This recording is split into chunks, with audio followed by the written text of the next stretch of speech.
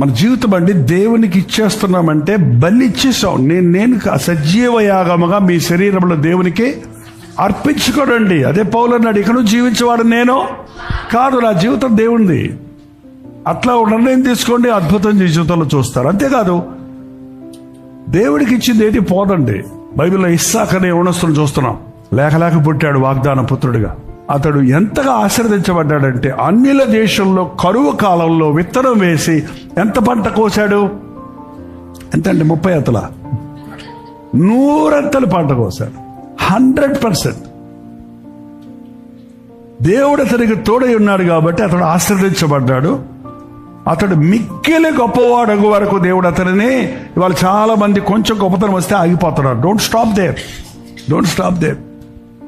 దేవుని ఆశీర్వాదాలు ఆస్తిపాస్తులతో వచ్చాయి కాదు. నీ జీవితంలో ఎంతమందికి నీవు ఆశీర్వాదంగా ఉంటావో, ఎంతమంది నీ వలన ప్రయోజకులు అవుతారో, యోగ్యులు అవుతారో, దీవించబడతారో, అది నీ ఆశీర్వాదానికి సూచన. దేవునికి అప్పగించుకోవటం నేర్చుకోండి. దేవుని వాక్యం ధ్యానించినప్పుడు యెహోవా ధర్మశాస్త్రమందు ఆనందించుచు దివారాత్రములు దానిని ధ్యానించువాడు ధన్యుడు. అట్టివాడు నీటి కాలువ ఓరన నాటబడిన చెట్టు వలె ఉండి ఆకు వాడక తన కాలమందు ఫలమిచ్చు చెట్టు వలె ఉండును. అతడు చేయనది అంతా, అది బిజినెస్ అయినా, అది స్టడీస్ అయినా, అది జాబ్ అయినా, అది తలపెట్టిన పని ఏదైనా విఫలత ఉండదు. You will be successful.